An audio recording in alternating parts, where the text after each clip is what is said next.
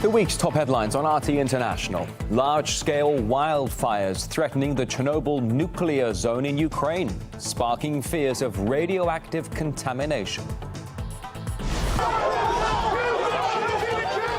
And street violence engulfs Baltimore, with authorities struggling to calm public anger over the death of black man Freddie Gray while in police custody.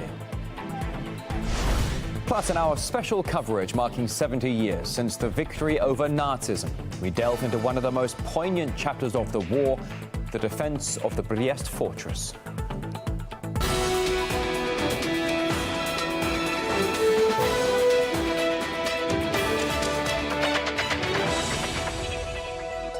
Top headlines of the week and of today. Welcome to the weekly here on RT International. I'm Rory Suchet. Wildfires, which raged dangerously close to the Chernobyl nuclear plant throughout the week, certainly raising fears large amounts of radiation could be released. It took Ukrainian firefighters almost 5 days to completely put out the blaze inside the exclusion zone.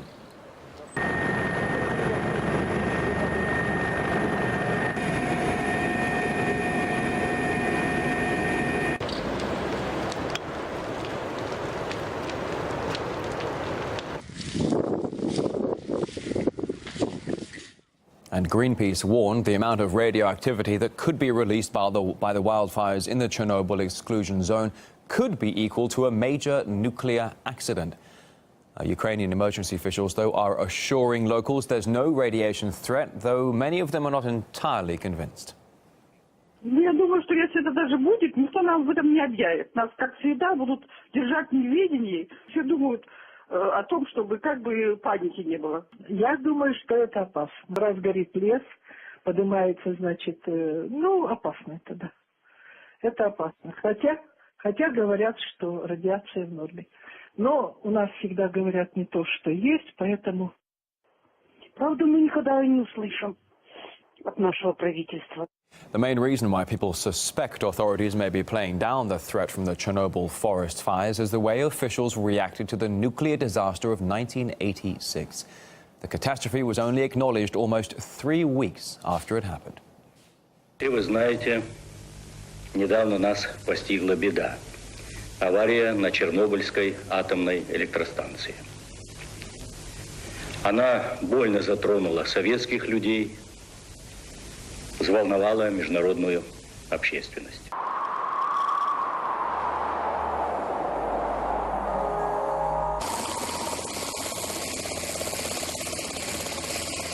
Хорошо, отлично, вот так и держать.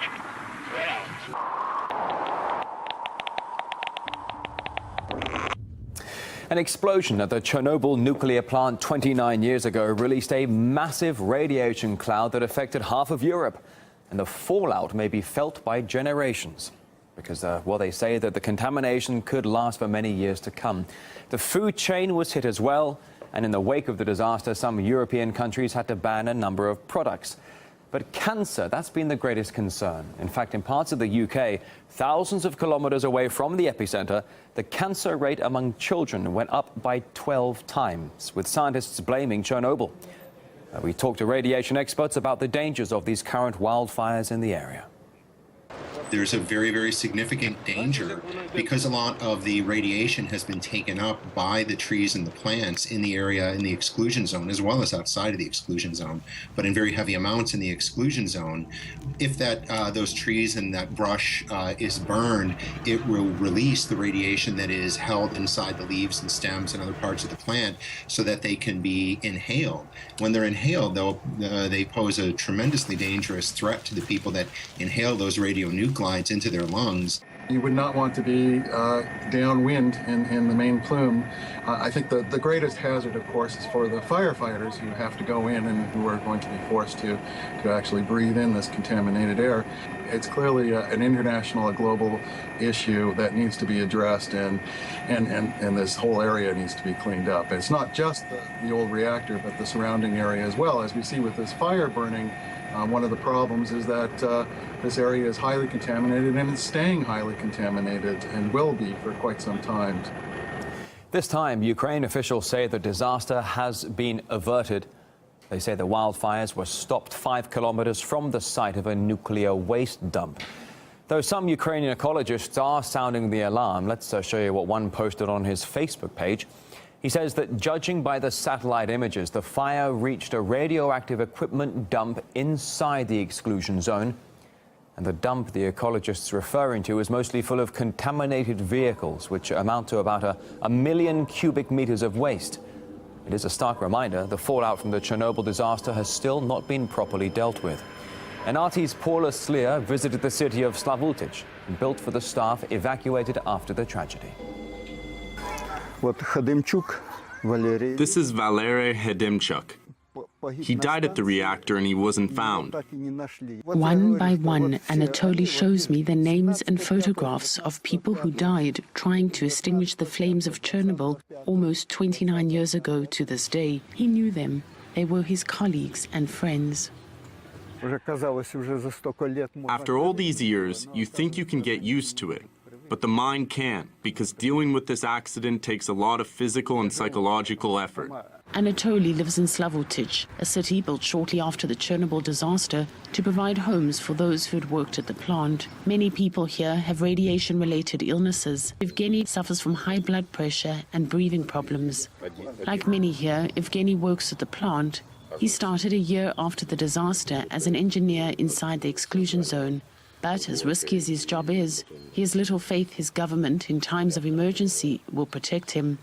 If something like Chernobyl accident happens today, the government of Ukraine won't be able to deal with it. The amount of people and the equipment that was brought in to stop the disaster in 1986, Ukraine doesn't have this. It won't be just Ukraine's problem, but a worldwide problem. Kiev has been trying to put a lid on things, much like the Soviet Union did back in 1986, and insists levels of radiation have not increased. But not everyone is buying the story. Ecologists say it is still too soon to know the impact this fire will have. But the fear is that it has spread radiation beyond the exclusion zone, the impact of which people living here know all too well. For those who lived and died in Chernobyl, their stories serve as a warning. Paula Slier, RT, Slavutic, Ukraine. It's RT International, live from Moscow. A curfew now in place in the U.S. city of Baltimore, which has seen a week of street violence after the death of another young black man in police custody. The protests quickly spread across the U.S. Thousands turned out in Washington, D.C., there to show solidarity with the protesters and demonstrators in Baltimore. Also in Philadelphia, a mass rally against police brutality that erupted well, it caused a bit of disruptions with traffic in the downtown area. Officers, demonstrators, some arrests were made as well. Arrests also in New York on the East Coast, but all the way to the West Coast in Seattle as well. And Baltimore itself has seen pitched battles between protesters and police head-on.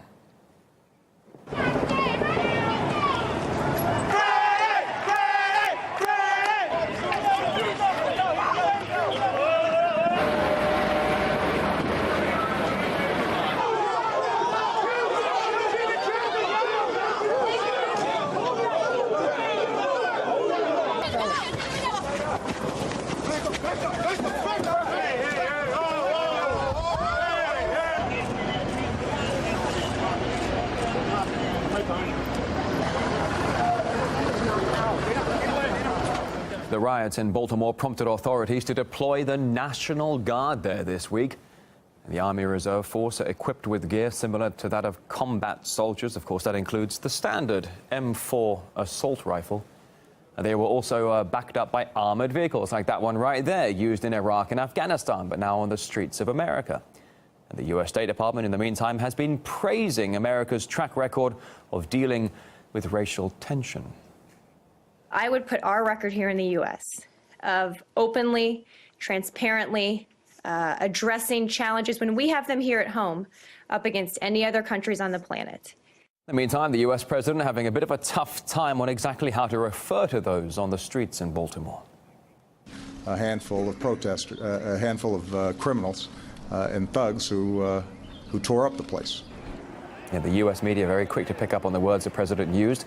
This report now to RT's Alexei Reshevsky reporting there were questions too about, well, the transparency and balance of the media coverage of the developments in Baltimore and across the country.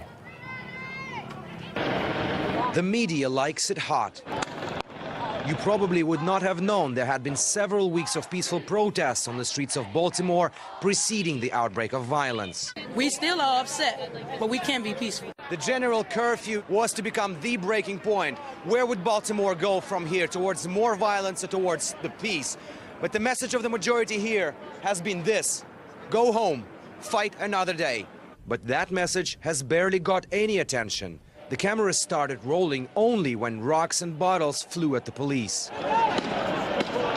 Their verdict was swift. I'd be interested to hear from those police about their level of frustration that they have to stand here and watch these thugs go thugging. Isn't it the right word? So calling them thugs, just call them just call them niggas.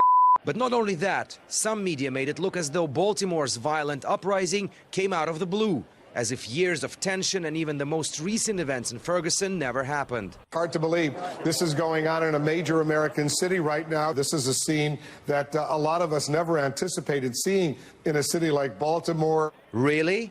Try asking anyone living in Baltimore, like Matthew, who we met at the city's most dangerous location on Monday night. No illusions here.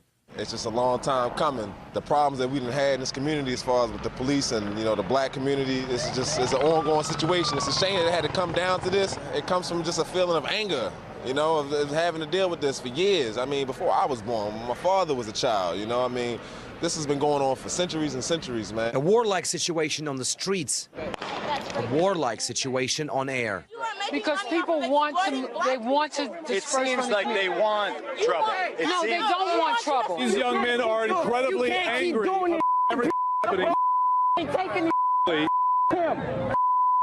No love lost there. We are tired of being called thugs. Now, with relative calm in Baltimore after 6 cops were charged with Freddie Gray's homicide, the media sharks have some time to sharpen their teeth